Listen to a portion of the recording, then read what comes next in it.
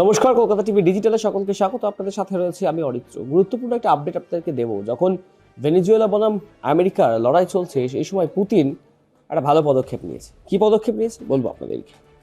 ট্রাম্পের নিষেধাজ্ঞা সম্পূর্ণ অগ্রাহ্য করে জ্বালানি তেল বোঝাই ট্যাঙ্কার বাঁচাতে নিজের সব থেকে মারণ সাবমেরিনকে আটলান্টিক মহাসাগরে নামালেন রুশ প্রেসিডেন্ট ভ্লাদিমির পুতিন। মার্কিন সেনার রণতরী লাগাতার ওই শ্যাডো ফ্লিটকে নিশানা করার চেষ্টা চালাচ্ছে।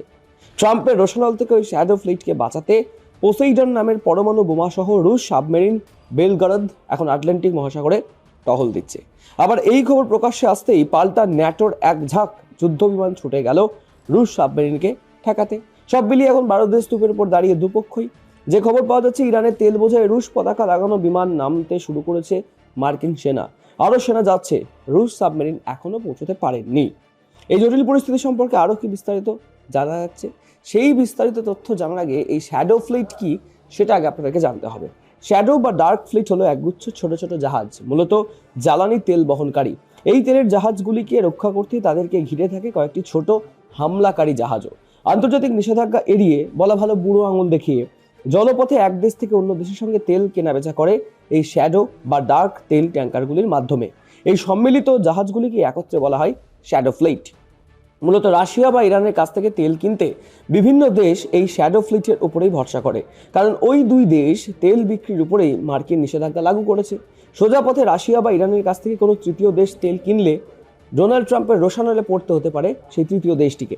সেই জটিলতা থেকে বাঁচতেই এই শ্যাডো ফ্লিটের রমরমা আন্তর্জাতিক জলপথে। এই শ্যাডো ফ্লিটকে অন্যান্য পণ্যবাহিনী জাহাজের মতো সহজে ট্র্যাক করা যায় না, কারণ এদের ট্র্যাকিং সিগন্যাল অধিকাংশ সময় বন্ধ রাখা থাকে। বিতর্কিত বা বিবাদমান জলসীমায় এই শ্যাডো ফ্লিট অপারেট করা হয়। এই জাহাজগুলির মালিকানার কাগজ অধিকাংশ সময়ই জাল বা ভুয়ো হয়, যাতে কে কার কাছ থেকে তেল কিনছে পরে কখনো তার ইতিহাস খুঁজে বার করা সম্ভব হয় না। এক্ষেত্রে এক জাহাজ থেকে অন্য জাহাজে সরাসরি তেল পাঠানো হয়। কোনো স্থায়ী বন্দরেই কখনো এই ধরনের শ্যাডো ফ্লিট নোঙর ফেলে না। এই মুহূর্তে আটলান্টিকে ঠিক একই রকম একটি শ্যাডো ফ্লিটকে গরু খোঁজা খুঁজছে মার্কিন সেনা। ওই জাহাজ ইরানের তেল বোঝাই রয়েছে বলে গোপন সূত্রে খবর পেয়েছে মার্কিন গোয়েন্দারা। কিছুদিন আগে ওই জাহাজ করে ভেনেজুয়েলা থেকেও তেল পাচার হয়েছে বলে অভিযোগ। খুঁজে পেলে এই জাহাজটি ধ্বংস করতে পারে মার্কিন সেনা বা ওই জাহাজটির দখল নিতে পারে। তাই এবার ওই জ্বালানি তেল বোঝাই ট্যাঙ্কারটিকে বাঁচাতে মরিয়া পুতিন নিজের সবচেয়ে ভয়ঙ্কর সাবমেরিনকে আটলান্টিক মহাসাগরে পাঠিয়েছেন, এমন খবর নিশ্চিত করছে বিভিন্ন আন্তর্জাতিক সংবাদ মাধ্যম। মার্কিন উপকূলরক্ষী বাহিনী অন্তত গত এক মাস ধরে ওই জাহাজটিকে আটক করার চেষ্টা চালাচ্ছে। পাল্টা ক্রেমলিনও জানিয়েছে উদ্বেগজনক পরিস্থিতির দিকে তারাও কড়া নজর রাখছে। সূত্রের খবর, বর্তমানে খতরনাক রুশ সাবমেরিনটি আইসল্যান্ডের 300 কিলোমিটার দক্ষিণে নর্থ আটলান্টিকের কাছে রয়েছে। কতটা বিপজ্জনক ও মারণ ক্ষমতা সম্পন্ন এই রুশ সাবমেরিন, এবার সেটা বিশদে জানা যায়।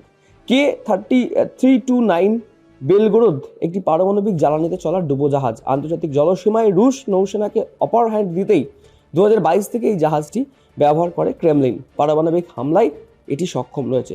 অর্থাৎ সব মিলিয়ে এই তেলের একটা ছোট জাহাজকে বাঁচাতে পুতিনের কিন্তু এটা মোক্ষম চাল, তা বলাই যেতে পারে।